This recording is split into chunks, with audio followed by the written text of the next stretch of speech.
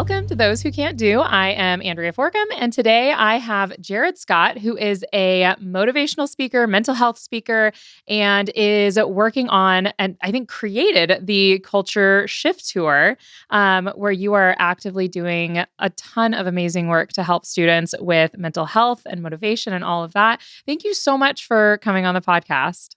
Well, thank you for having me. I appreciate the opportunity.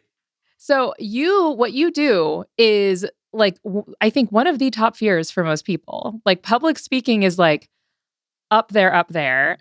How did you get into that line of work? Like how does somebody go and be like, I'm going to go talk to a massive group of people? Yeah, well, I did it by accident. I was a shy kid. I did not want to be a public speaker at all. So it definitely was my biggest fear. It started with a tragedy, to be honest. And most people, whatever they're passionate about, usually does start in a traumatic experience. I lost two friends in high school to suicide. And I was about 15 years old. We did not know how to handle it as a community. I came from a small town, probably 7,000 people in my town, Greenwood, Texas. And Midland, Texas was like a town nearby that probably had 50,000 people in it. And in one school year, we had 12 students attempt to take their life. Two of them were friends of mine, and we didn't know how to handle it. We didn't have the mental health resources. Mental health in West Texas, where I grew up, was kind of a myth back then. We did not talk about our feelings or our emotions. So we didn't learn how to manage our mind or our emotions. We just put a fake smile on. We went on our way. We worked really, really hard. We did everything we could not to think about the way that we were feeling. You know, I remember sitting down with my grandparents when this happened, and the best advice that they could give me, and it was honest advice because it's what they knew. They were like, Jared, you need a job. And they just put me to work. They're like, you need to do anything else. Like you need to play sports, get a job. I worked two jobs, like I did as much as I could not to think about what was going on. But suppressed emotions over time becomes depression. And that's what I saw happening around me. The friend that we first lost to suicide, she was happy to me. Like she was the happy girl, the go-lucky girl, the cool girl. She was a class clown type of person. So I Yeah. realized like if she could wear this fake smile every day and she can go unnoticed, how many other kids are going unnoticed? And then I thought about myself and I was like, I'm the shy kid that sits in the back of the class and keeps to himself. Nobody knew what I was going through at home. I had young parents. They both were teenagers when they had me. I'm talking 16, 17 years old. So they were just kids trying to raise a kid. They didn't know how to manage their mind or their emotions. They didn't know how to teach me. They were always fighting. And I was put in the middle of that. And I was trying to handle their emotions. My emotions didn't know how to do it. So I just came to school like everybody else, fake smile on my face. Outside, it looked like everything was perfect. But on the inside, I wanted to scream. I was about to break. And then my friend lost her life. And I thought to myself, oh my gosh, she must have been wearing the same fake smile that I was wearing, but she wore it so well that she went unnoticed. Yeah. Personally, my friends asked me every day if I was okay, but I would just say that I was fine. I'm just tired. I didn't get good sleep last night. And I would just brush them off. And eventually I would get angry at them because I would suppress and then project it onto them. Like, I'm not mad, you're mad. I'm not sad, you're sad. Like I was always pushing back. And I lost friends over that because I wouldn't talk about my feelings. And since I wouldn't talk about it, I felt alone in it. It felt like as if I was the only kid in the world that came from a split parent home where parents argued. I was alone in my feelings and alone in everything that I was going through, that it felt like life was only happening to me until this tragedy happened. That like shocked me and woke me up that like I'm not the only one going through this, and how long until it's too late for other people too. The friend that passed away was actually my best friend's girlfriend at the time. So I was really worried about him and how he was going to handle it. So Yeah. at the time, I wrote music. Music was my shy kid outlet. Nobody knew I made music at the time. I would just sit alone in my room, only child. So I would just write in my notebook. I put my emotions into my music, but I never really recorded the songs or put them out for people to hear. And at that point, I was like, you know what? I'm going to write a song in memory of my friend, and I'm going to take it to the schools, and I'm going to rap it to the kids. And I'm going to make sure that nobody feels alone in their feelings like I do, or like she did. And so we did that. It was really hard. Don't get me wrong. Like as a shy kid, the first time I stood up on stage, the first opportunity I got to rap that song, I froze. Like I How completely old were you? froze. I was 15 years old. Oh my Everybody in the crowd knows me as a shy kid. It was like a Be the Difference day at school. So they had multiple speakers there. They had this globetrotter named Melvin Adams there. And so I went up on stage, I rapped my song. Afterwards, he comes up to me and he's like, "Hey, man, I love the song. I love the passion." He's like, "But you're a terrible speaker." Oh And I was like, no. "I know." And he's a funny guy. He's my mentor to this day. And he was just like, "It was terrible, terrible, you know?"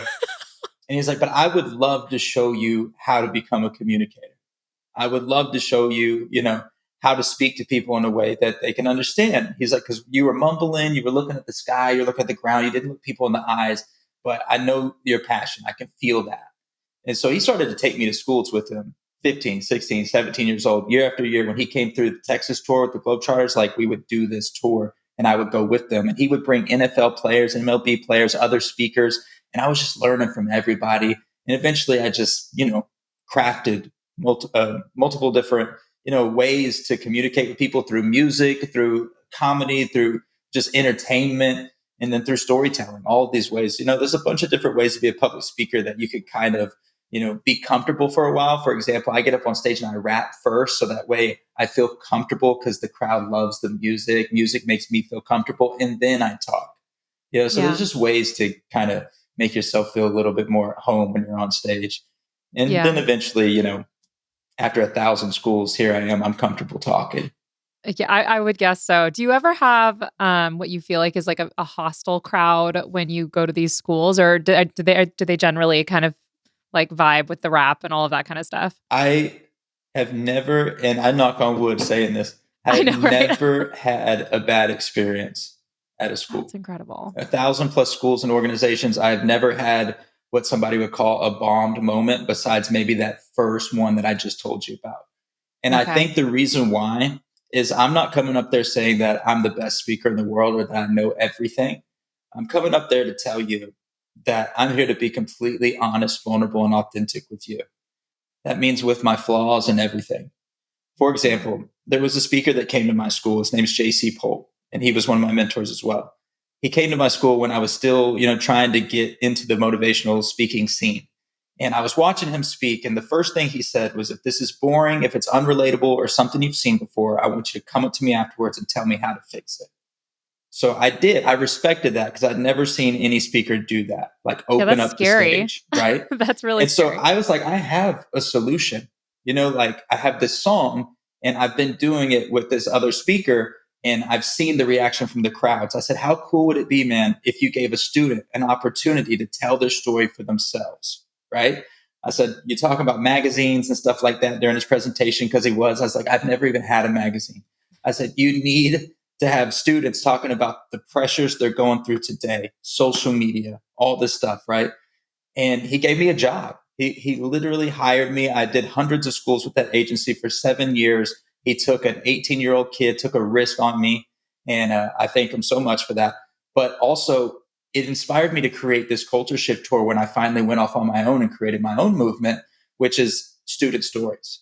So my whole program is about giving students a voice and empowering to talk about their pressures for themselves. And then we do a whole workshop, which is basically trauma focused therapy to get them to remove the negative emotions from the traumatic experiences that are clouding their vision to see the future. And then they can see forward and they can create solutions for all the challenges that they feel stuck in.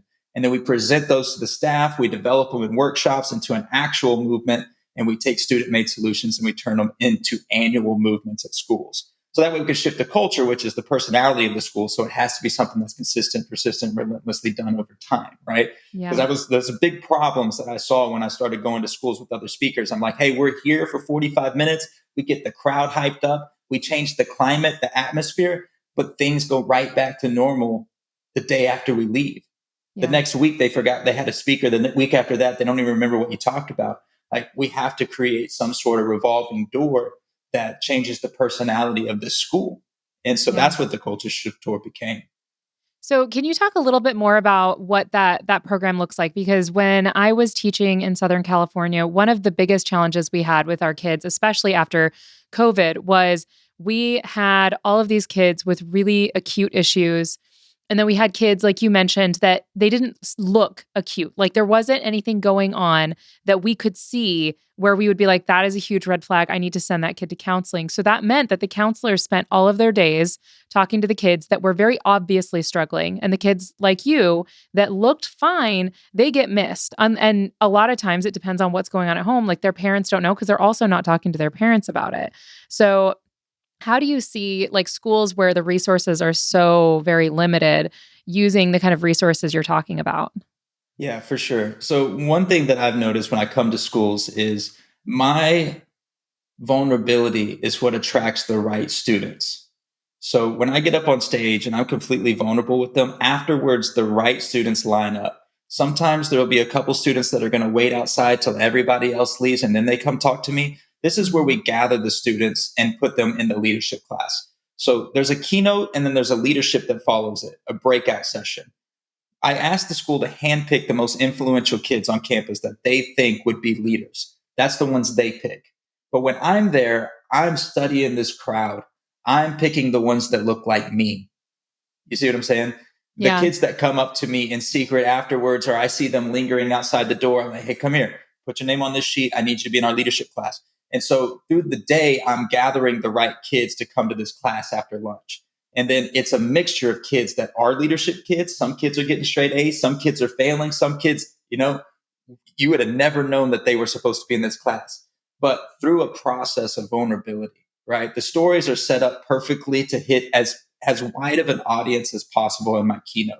Like I'm very intentional about everything that I do. The stories that I tell in the keynote are for specific personality types. So I Mm. try to touch on every single personality type that I can think of. My degrees in psychology, family dynamics, childhood trauma. Like I'm trying to be psychological with it, right? So every group of kids in there is going to think, oh, that relates with me. That one relates to me. It's not just my story. It's like 10 student stories rolled into one. And it's all part of this one story because we're all connected and part of each other's stories. And at the end, there's that call to action. It's like, hey, you just heard my story. You heard their story. It's your turn to tell your story. So if you want to be a part of this group, like let's go do the work and take the action. And in that breakout class, that's where it gets real. I'm having them write down their traumatic childhood experiences, write down the feelings that came out of it, forgiving the people that hurt them, forgiving themselves for believing any lies that came out of that hurt, the story that they told themselves afterwards, replacing those lies with the truth, seeing themselves for who they truly are, and then coming up with the solution for the rest of the school.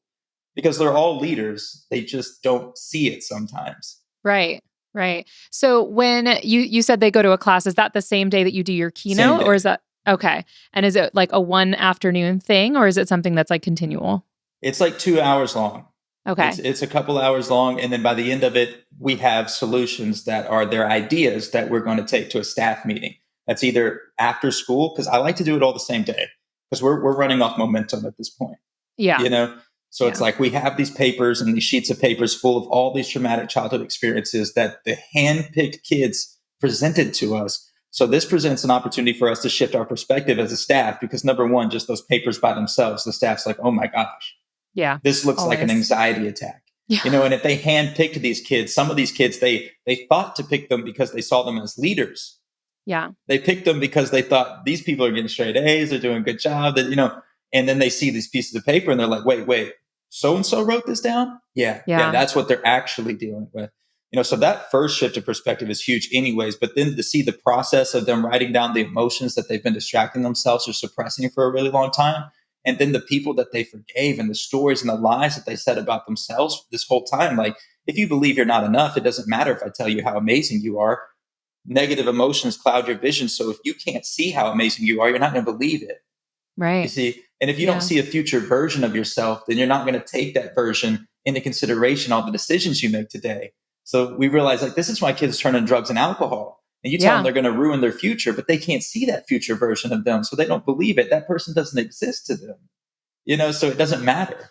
Yeah. And I mean, I know for a lot of the kids, I mean, they would just be trying to not like, I think that's the thing that a lot of people misunderstand about these kids who are coping is for a lot of the kids that I worked with, it wasn't that they were trying to feel good by doing drugs and alcohol. It was just to stop hurting for a little bit, to feel like a little bit of nothing was so much better and so much relief for them because they were just trying to suppress all of those emotions, all of the trauma, all the memories, or whatever they were afraid of happening, once they went back home. So when you get these stories from them, do you pass those on to like the counselors at the school, like attached to the names and all of that so they can follow up?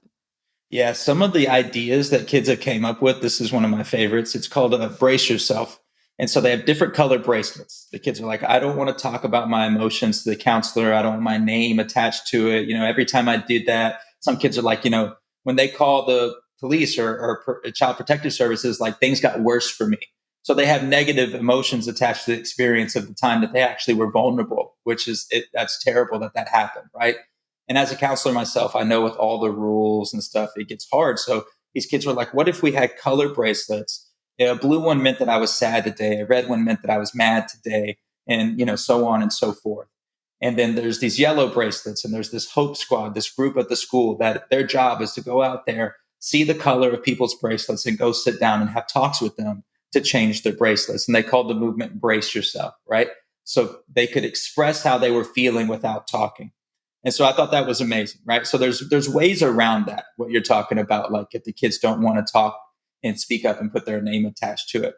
But Yeah. obviously there are legal boundaries that I have to stay within, right? So Yeah. if a child comes to me and they are in danger, physically in danger, thinking about harming themselves, or they're being abused at home, of course, I have to report that, Yeah. you know? Yeah. Do you warn the kids about that when they come to the Yes. class after? Okay. Yes. Yeah, I always, Yes. because being in the classroom with these kids every day, they a lot of times will share quite a bit. And so you always do have to be like I want to be a safe place for you. Like I want you to feel like you can share whatever you want to share with me. However, just be aware, like cuz the worst thing I think I had when I was an early teacher is when I didn't do that disclaimer and a kid said, like, can I talk to you about something? And then after they said it, I realized like I have to report this. And I had to tell the kid, like, I am so sorry. I have to go talk to admin and report it. And the look of betrayal on their face, where I was just like, oh, I screwed up. Like you trusted me and I don't mean to betray that trust. And that's a real, I think, challenge for a lot of teachers because we do want to be that safe place.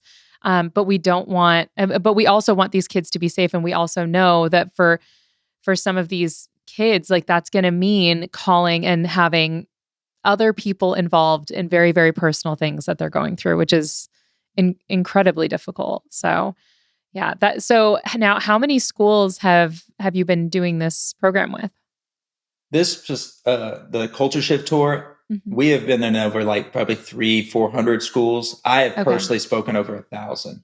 So I would look back at my career though and say that we were doing what we're doing in the culture shift tour a long time ago. Even then, when I was with Teen Truth and with different programs and agencies, we would make kids sit down and we would go through their challenges with them and we'd try to help them see solutions, but they just couldn't see the solution. Yeah. And so it was after my schooling. I was 23 when I finally went back to school. So I mean, I'm 28 now. It was a process to get it to this point that it is now. We call it the culture shift tour, but it's been in hundreds of schools, and we have some movements that kids have started that have been yearly things for the past 5 or 6 years. Even when we were doing it back with Teen Truth, you know, cultural connection days, annual days at the beginning of school that students started with a small group idea, became an annual movement, and they don't even go to school there anymore. And so to That's me, so it was cool. like those ideas were like, man, that's what shifting the culture is about. Like leaving a legacy behind when you graduate, Yeah. something that these kids come back to even after they've moved on and graduated, to come back and speak at something that they created when they were in high school. It's amazing. You're planting seeds and it's up to them to water it and to grow it. We hold their hand as long as we can, but that's what's going to create real lasting change in communities to me. Yeah. I never wanted to be, I actually hated motivational speakers when I was a kid. I really did. Not just because I was scared of public speaking, but because I just didn't see it working long term. You know how there's people in your school that you love because they're there every single day and they're consistent and they're persistent. And you have that one teacher that was vulnerable with you, and you feel like you know them on a deeper level, and you trust them.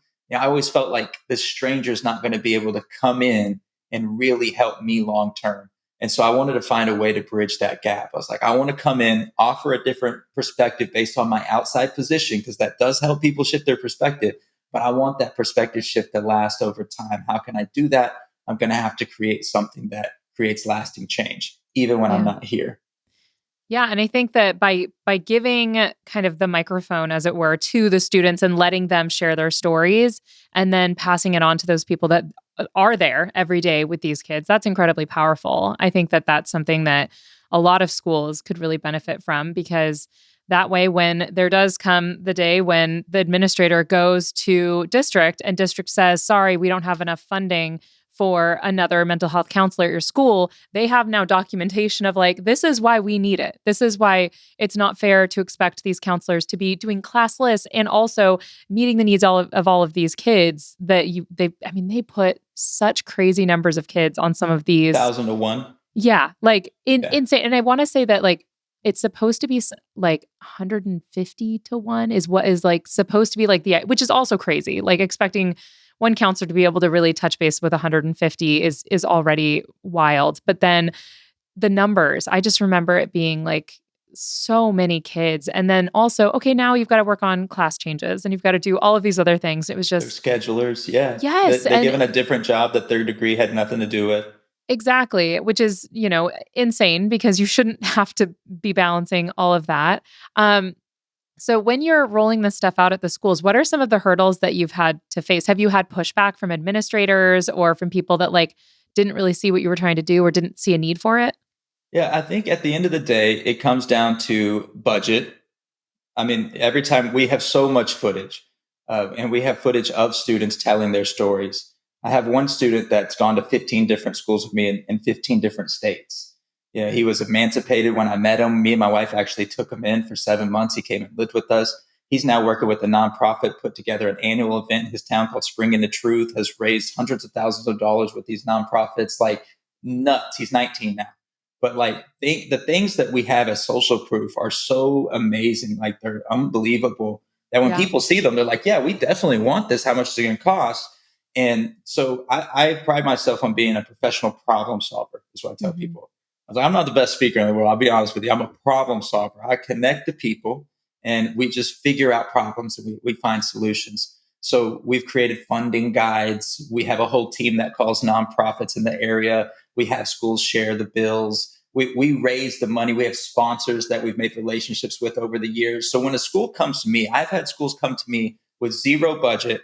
We've made the calls. We've helped them connect with the right people to write the right grants and get the right funding. And then we leave them with more money than they had before they met us. We love to see it. Well, I was actually you going to know? ask that because I recently was sent like a list. I'm in, the university system now, and I was just recently at one of the middle schools around here. And we're talking about the need for mental health resources, and somebody just sent me a list of a bunch of grants. So I was going to ask, is it potentially something that schools could fill out a grant in order to fund Oh, having you yeah. come? Okay, that's awesome. We specifically created the program around the multiple budgets that schools have, because schools have multiple budgets for mental health, SEL, leadership, community outreach, parents, stuff like that. Whatever it may be, there's a million different ways to put it. We've had schools pay through the traffic budget because decision making when it came to drinking and driving and stuff like that.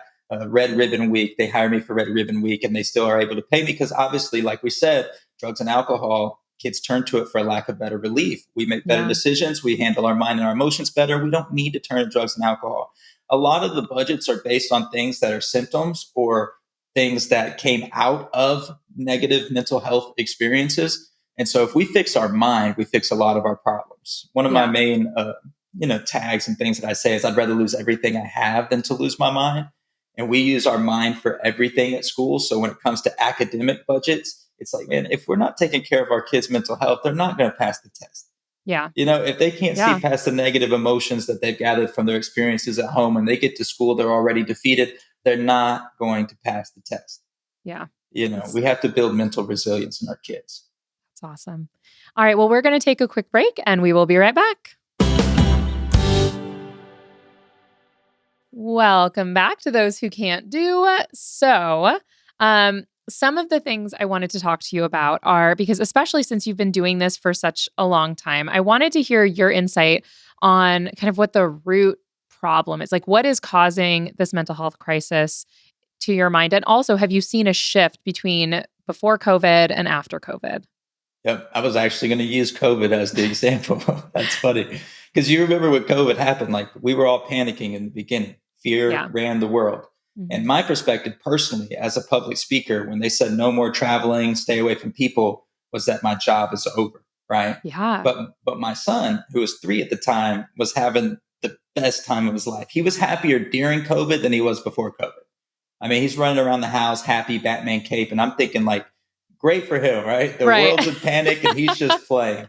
Yeah. But that's the power of perspective, right? Yeah. From my perspective, it was panic. From his perspective, me not traveling meant I could stay home and we could play more.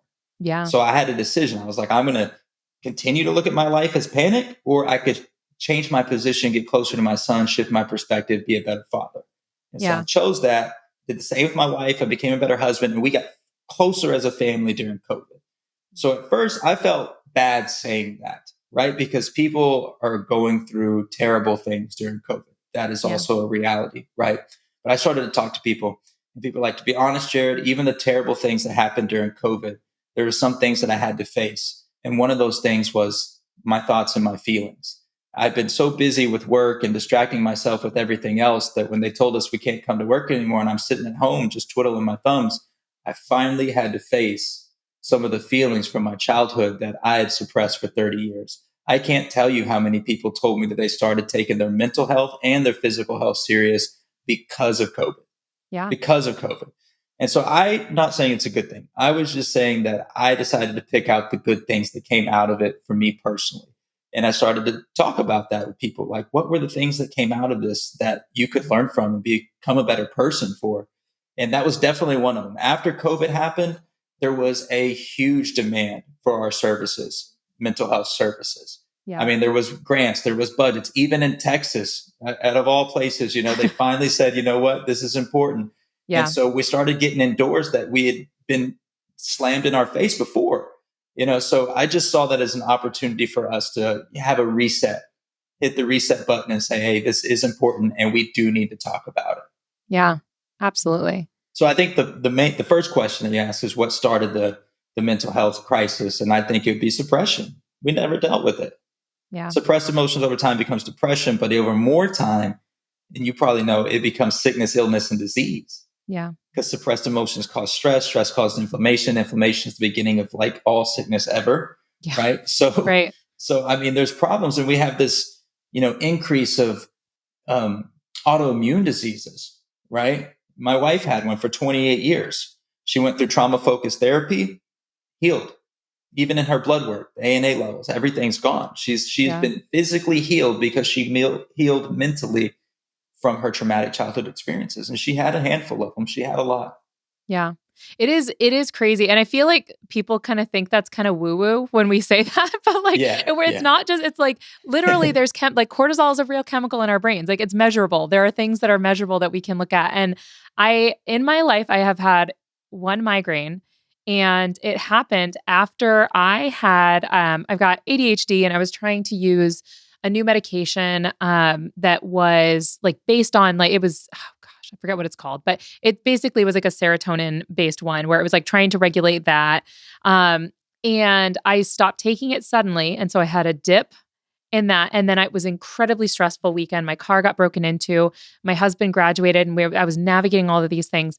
And I had like a horrific migraine that was 100% caused because I screwed with my brain chemistry and yeah. then got very stressed. And the cortisol levels in my brain just like firestorm. And I had the worst migraine of my life. I had never experienced that before.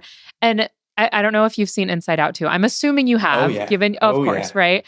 And the way that they depicted a panic attack in that movie, and because I've had panic attacks before. I thankfully don't get them much anymore. But that movie does such a good job of pointing out the way that even kids who have like a good home, like I think that's another misconception is like kids who have trauma, like they had to have had just the worst home environment ever. And I'm like, The environment here. yeah, it's the environment in their heads. And sometimes our brain thinks something is danger. Like it's the same chemicals, right? Like our brains are getting flooded with like the fight or flight chemicals, even when like they're not in physical danger, but their brains feel like they are. And we, as educators, we end up having to deal with a kid who's like not wanting to put their phone away. And you're like, can you put your phone away? And they overreact, just explosively overreact, just like an Inside Out 2, where the girl's like screaming at her mom, like, God. Yeah. And you're just like, what is happening? And like their brain is literally in survival mode. And we know logically that like you're like, this is not life or death, but maybe to them it feels like it because they don't know if their mom has woken up yet this morning from their bender last night, or they haven't heard from their dad and, he was flying somewhere and they're really worried about that. And now you're taking away their one way of kind of making that connection again. And I think that, it's so hard for us to always have the kind of empathy that is required when we're dealing with kids whose brains are just so raw with emotion, Yeah. Think about Like, this. Think about this. When you're a kid, you don't really know who you are yet. That's your job in your childhood, is to figure it out through experiences, what I like, what I don't like, what makes me happy, what makes me sad. So stranger equals danger all the time.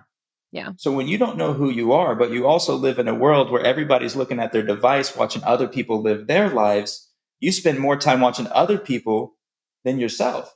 yeah, So you're so focused on everybody else, you forget to get to know yourself. So you're full of uncertainty because should I walk like them, talk like them, dress like them, act like them? Should I be them? Should I be somebody else? That uncertainty brings fear and anxiety regardless. So that's why they're on the edge, right? And then right. somebody asks them something like, hey, how can I help you? Have you ever asked somebody that and they really don't know? Like they Yeah, clearly need like, help, but they really don't know. But you would have to know yourself to know what you need. right. So that's the first sign when I ask a kid, how can I help you? And they have no clue. You don't know yourself. It's understandable. You're young, but we're going to have to start spending alone, not on the phone time with us, and ask ourselves deeper questions to get deeper answers to figure this out so we can get rid of the uncertainty, which gets rid of the fear, which gets rid of the anxiety. That makes sense?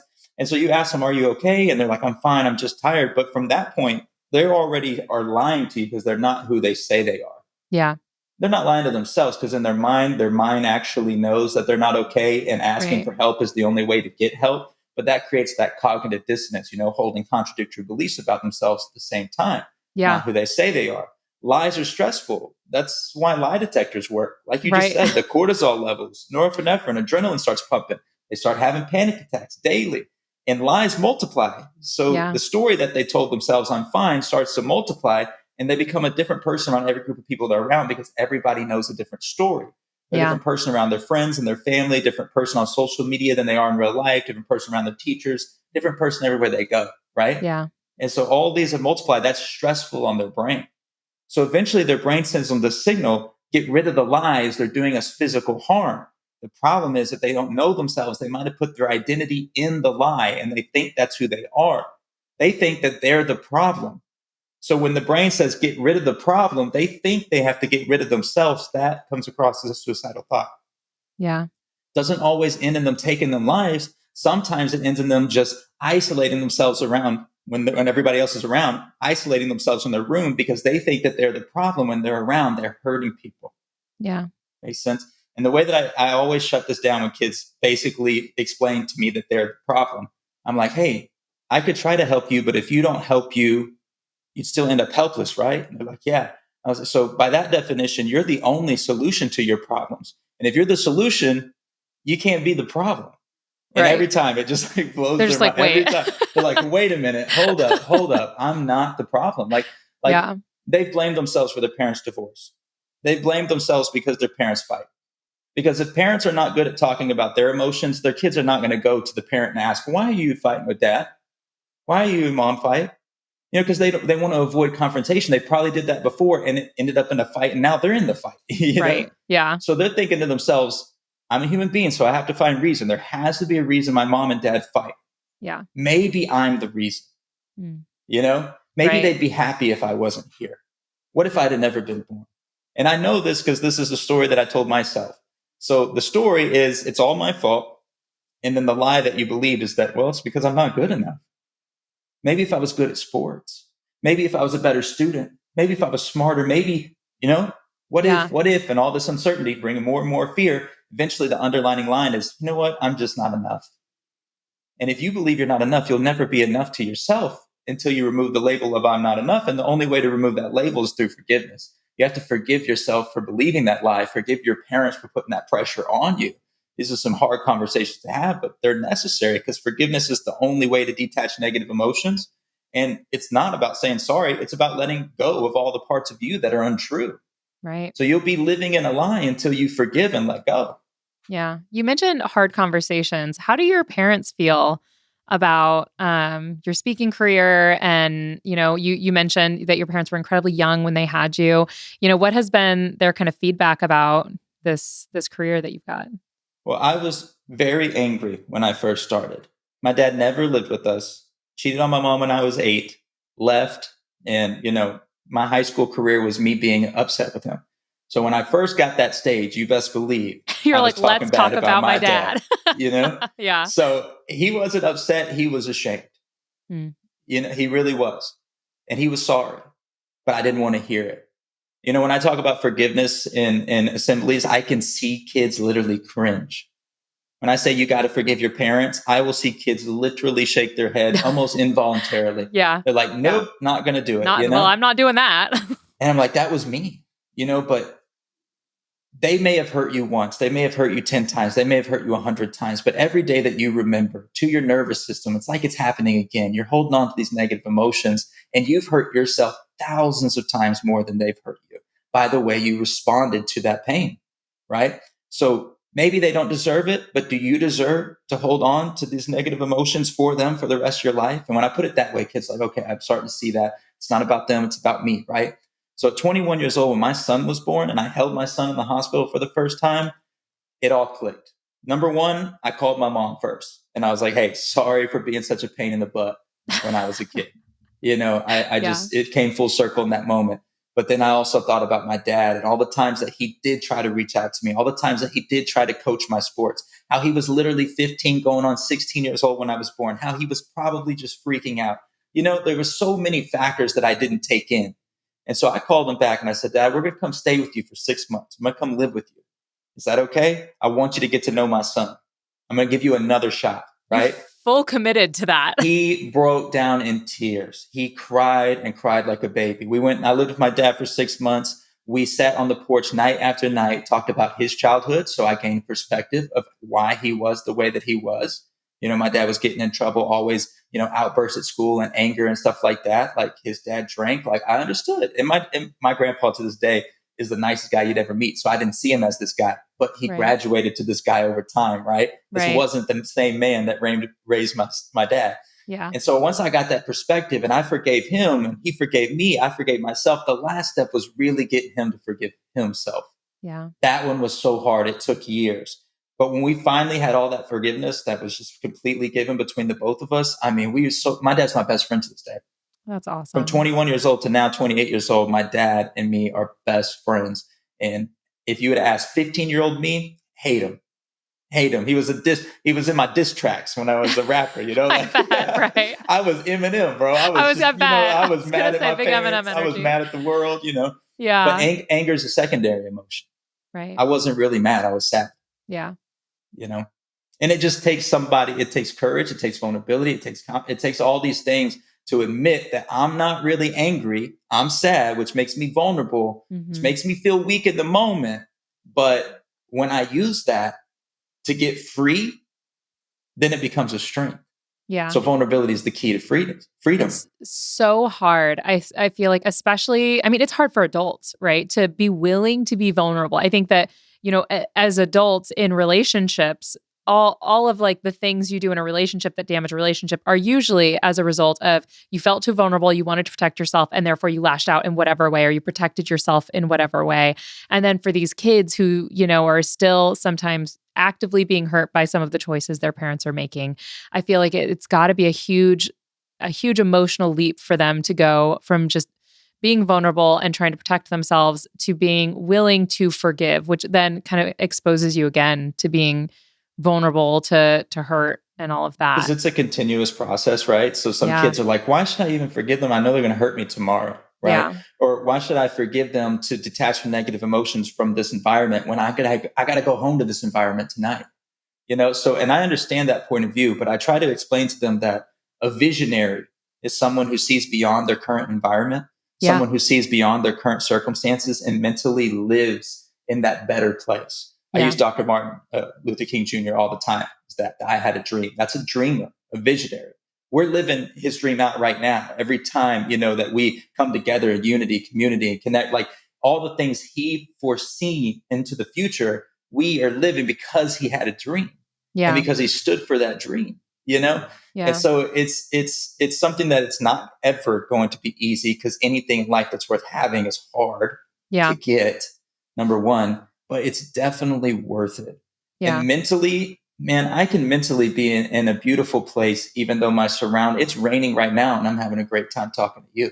Yeah. Like it's dark outside, I get it. But in here, that's where the light is. Right.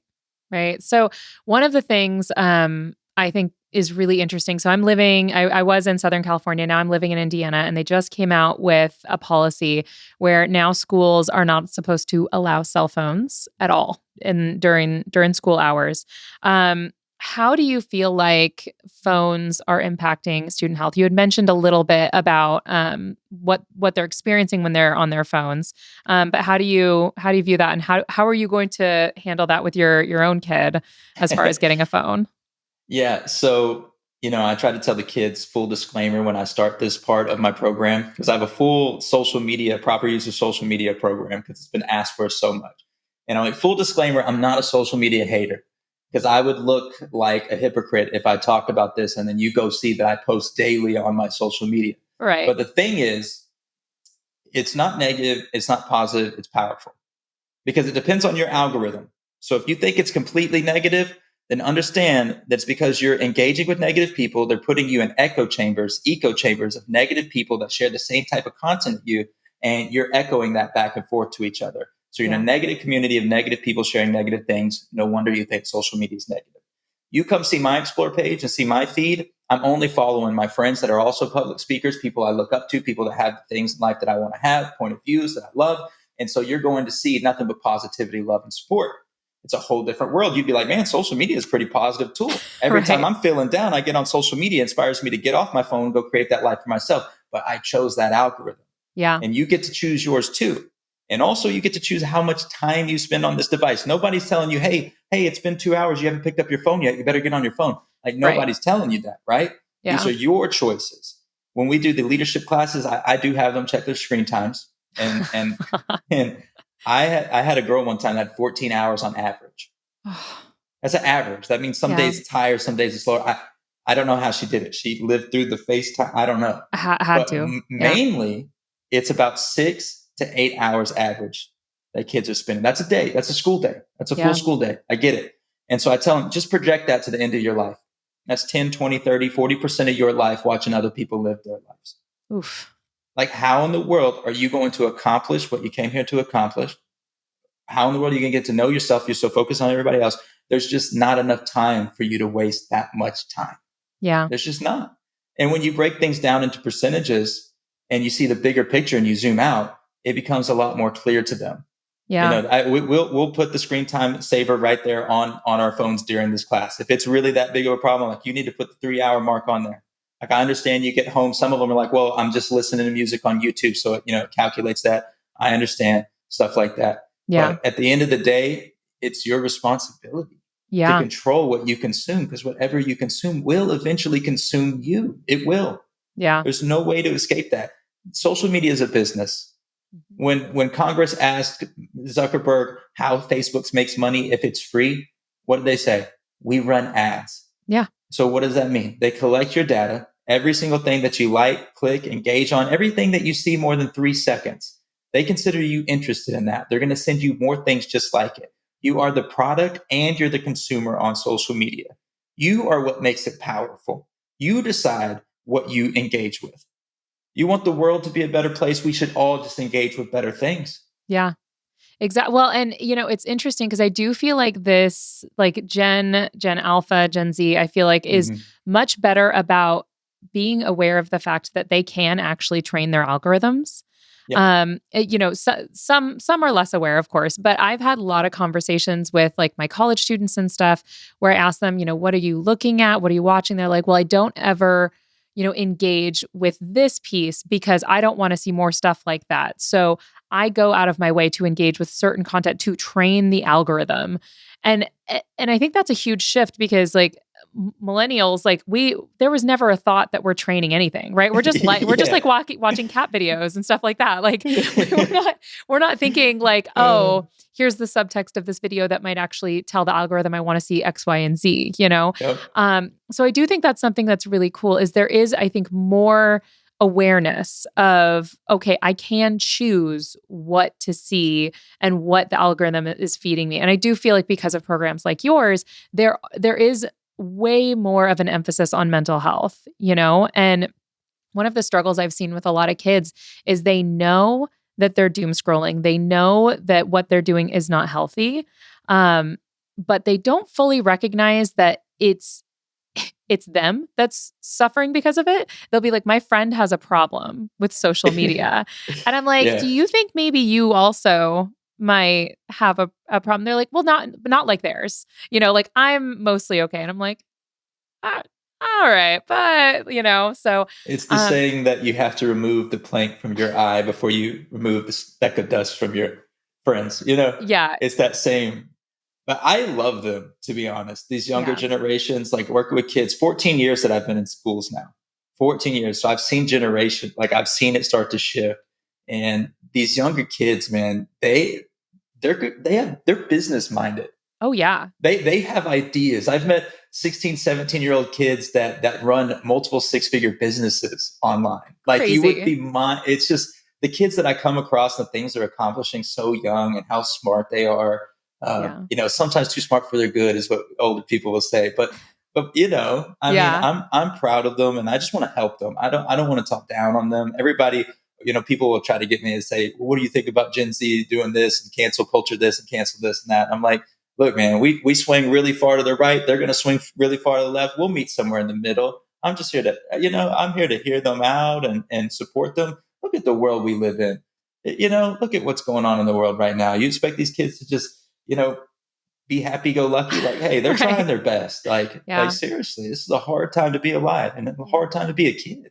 Well, and I feel like what the message that you're giving to these kids and to these schools, like right or left, people should be able to agree that we want kids to be mentally healthy, right? Like that Yeah, should be yeah. something that is a bipartisan issue. Like mental health for kids, like that should be something everyone agrees should be prioritized. Is that kids we want them to see adulthood. We want them to be contributing members of society. Like that's the foundation of education. Like prepare them to be successful adults. And I think that I what think you're we need more doing. people in the gap. That's what I Yeah. tell people. I thrive being in the gap. I'm not going to go right. I'm not going to go left. I'm going to sit right in this middle. I'm going to hear both of you out, and we're going to try to bridge this gap because really, we all need to do this together. Yeah. Which That's really what it comes down to. the crazy thing is that like that's like almost a hot take to sit there and say like you will listen to both sides. And my podcast is like very apolitical as odd as that is for education. But I do try and kind of err away from discussing like highly Yeah, me too. political stuff. Yeah, Um I don't even have an opinion, man. I love right. people. I love people. I love you all. I try Right. to, Right. yeah. But yeah, it is. And it's hard for, I think, kids growing up in, like you said, like the very polarized thing. I think that also kind of impacts their mental health as well, just that tension. They think they have to have this stance that somebody already set out for them. It's like, no, like everybody actually has their own personal reality.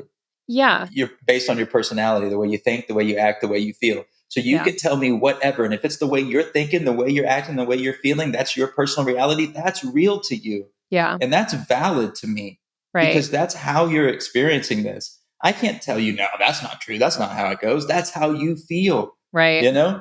Right. Well, and the wild thing is too, I think for a lot of kids is they think if they think they agree with one side on one topic, they have to agree all the way down the line. No. And like there's so much nuance and all of that. And so I'm encouraged that you are out there in the schools talking to these kids and encouraging them to, have the metacognition to think about the way that they are experiencing life and thinking about their past experiences. And I mean, encouraging forgiveness and setting goals. I like that is the best thing I think we can possibly do for these kids. And you're totally right. I think that it will trickle into everything else these kids are doing and into the school cultures as well.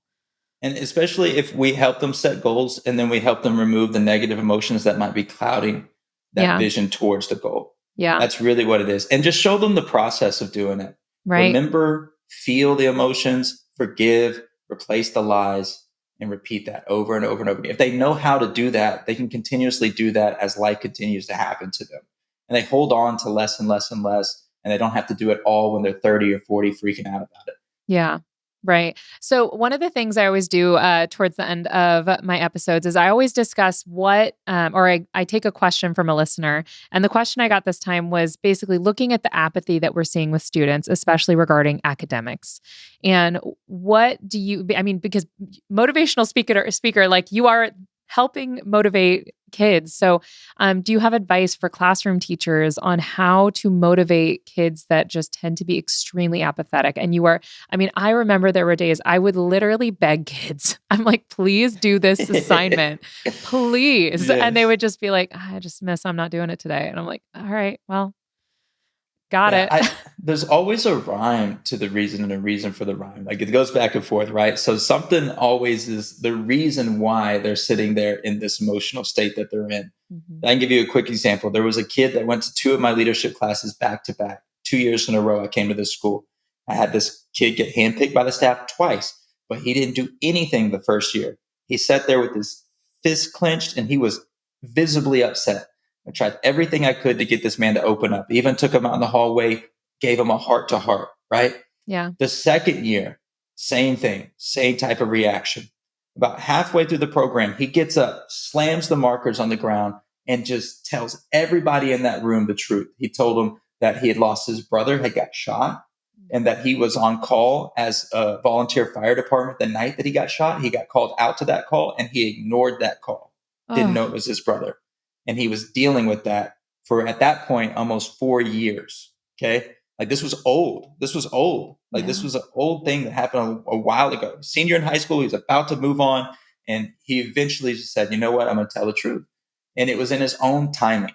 Yeah. Now, I just say that to say that there's some kids that it's going to take that consistent, persistent, relentless love towards them, just so showing support, not like, you got to work, you got to work, you got to work, Right. you got to work. You know, it's like Yeah. when my mom used to tell me, you better not fail, you better not fail, you better not fail. Like it made me fear failure. So I stopped trying. Mm. Like it Yeah. made me hate work. So I just attached negative emotions to you got to work. And now I don't ever want to work, you Right. know? Yeah. So I just, the first year after he didn't open up, I remember Nolan, the student that I told you about earlier that came and lived with me, he was there. And so I just told him, hey, go be a part of that group. That kid reminds me of you. I can see it in him. So Right. there's something going on there underneath the surface. I don't want you to pry into it, but I just want you to become his friend. And so turns out Nolan had been texting that kid on Instagram every now and then, just checking up on him. And then the next year when we came, he was excited to see Nolan. Nolan was a part of that group again. They started talking. And then halfway through that, that's when the kid finally, it was his decision to stand up and tell the truth. So I believe what really broke down that really tough exterior barrier that this kid had put up was that consistent outreach from Nolan over the Yeah. years, just checking on him, just making sure he's okay. It Yeah. wasn't a push to make him make sure that he does what we want him to do. It was just, hey, are you okay? Is there any way I can support you? Just over and over again. And every teacher watched this probably like, I've been doing that. I've been doing that. I just encourage you not to quit, man. Yeah. Like that's the difference between people that succeed and people that are failures. They just didn't quit. Yeah. I use the examples with the kids all the time. It's LeBron James. The kids love LeBron now. So, Yeah. I'm an MJ fan, but you know what it is. Right. But LeBron's the all-time leading scorer in the NBA of all time. He has the most points ever, but he's missed over 14,000 shots. That means he has missed 14,000 times at the thing that he is now known to be great at. Yeah. And so I just think about that all the time. And I just tell people, like, maybe you just haven't missed enough shots yet. And you don't even have the opportunity to miss those shots if you don't take those shots. And that means that little, hey, pat on the back. How you doing today? Good. Any way I can support you today? Just let me know. And then go on. Like, don't make him like a I don't know, an example of him in Yeah. a class, right? Where Yeah. you're bringing a negative attention to him, but just letting them know that you're there. And I think that's such a good perspective shift too, of like thinking not like I haven't gotten it yet, but I haven't missed enough shots yet. I think is Mhm. such a good perspective shift. And I know for me, there was one kid my first year teaching, and he was such a talented writer, but he refused to write unless he was in the mood for it. And so I remember like just telling him one time, being like, listen, like I know you're not in the mood to write today, but I just have to tell you, like, you are so talented. You are so good at writing this. And he reached out to me a few years ago and was like, I'm working on my first novel. And I remember that conversation. So, sometimes we take shots and we don't even know what the impact Don't of even know. them are going to be until like a decade later. And then there's this grown man who's a writer now. And he's like, hey, I know that I completely ignored you and I failed a good portion of the assignments in your class, but the lessons were still there. So I think for a lot of teachers, we just see the grade at the end of the year. We don't necessarily see the impact of like being there and also like encouraging those kids I as was well. that kid. I was that kid. Yeah. I had a teacher, Miss Hannah, took one of my poems and submitted it without me knowing to a competition that I won. Didn't Ah, even know until she told me. And I didn't even know that anybody paid attention to the things that I wrote, yeah. and I'm 28 years old and I'll never forget that day. I'll That's never forget that incredible. teacher. That one little thing that she did for me, noticed me out of the crowd, Yeah. you know, there's Yeah. just things like that. Every little thing, a bus driver. I had a bus driver named Miss Purser. My mom worked 12-hour shifts. She was a single parent. I got up every morning, got myself ready, even as a kindergarten, to get on this bus. And Miss Purser would watch out for me. There was older kids that bullied me in the front of the bus. She would get onto them all the time. She gave me my own seat. And every day when I got off the bus, she'd tell me she hopes I had a good day today. When I got back on, she'd ask me about my day, and we'd talk till we got to my house. On the days that Miss Purser was not driving the bus and somebody was driving that bus for her, those were the worst days. Yeah. I don't even know if to this day she knows the type of impact that she had on my life as the bus driver. Yeah. Is I tell and people that at convocations, like, you're the janitor. I don't care if you're the janitor. You're a part of the culture. yeah. You know, Yeah. And we it's true. remember you. Yeah. 100%. That's so great. Okay. So before I let you go, can you share with people where they can find you, what your website is, and how they can find you on social media and all that good stuff? Yes, ma'am. So my website is jaredscottspeaks.com. Jared Scott Speaks. And then all social medias are Jared Scott Live. That's it. All Awesome. social media, Instagram, TikTok, Facebook, YouTube. Good deal. And are you touring exclusively at schools or can they catch you at a conference? Actually, I'll be speaking at the Blue Ribbon Schools of Excellence Conference this December 4th, 5th, and 6th at Disney World. So Awesome. that's going to be awesome. And then I'm going to be traveling with Eric Thomas. I don't know if you guys know who that is, but the hip hop preacher, they Oh, call yeah, him. yeah, yeah. He's a speaker. Him and Jeremy Anderson on the Next Level Speakers Tour this year. So there's a lot of stuff on nextlevelspeakers.com. You can check out those tour dates, and those are actually open to the public. Awesome. Well, great. Thank you so much, Jared. I appreciate it. Yes, ma'am. All right, guys, we'll be right back. Welcome back to Those Who Can't Do.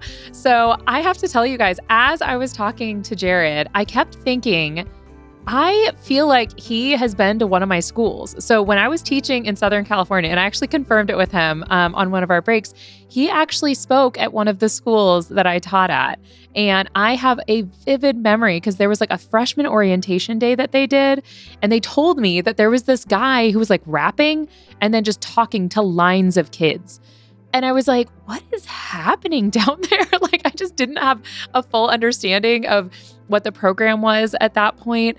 But I do remember the kids coming back and being hyped and being excited about what he shared and it having an impact on that freshman class. Because that was, I want to say it was like my last year at that school. And I do remember that freshman class was a dream.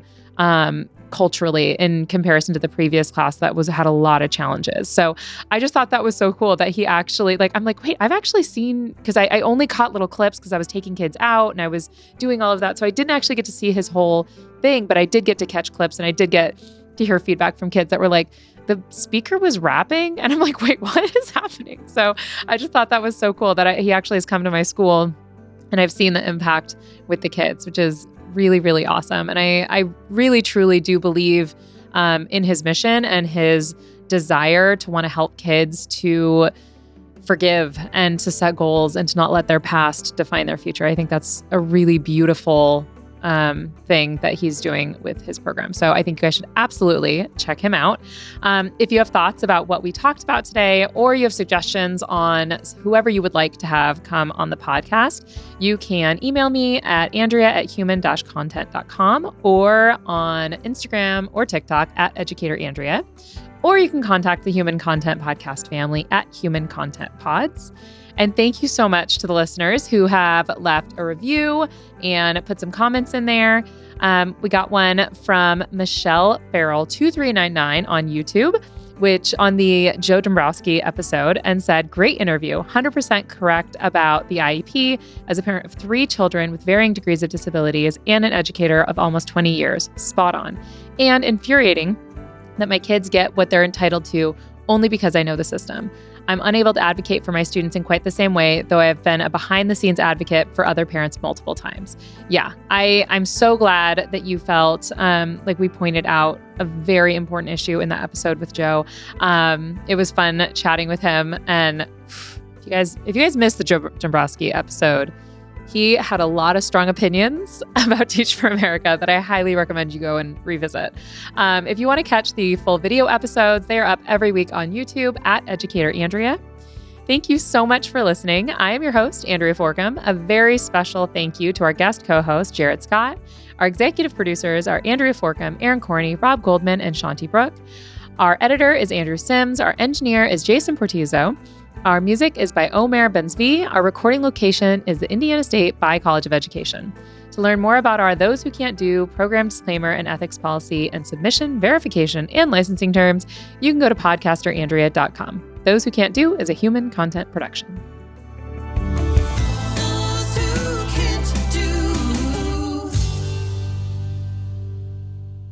Thank you so much for watching. If you're like me and you're thinking, gosh, I really need more Those Who Can't Do in my life, you can start your binging right now by clicking on that playlist button right over there. New episodes are out every Thursday, so please subscribe and join us each week on YouTube and wherever you get your podcasts.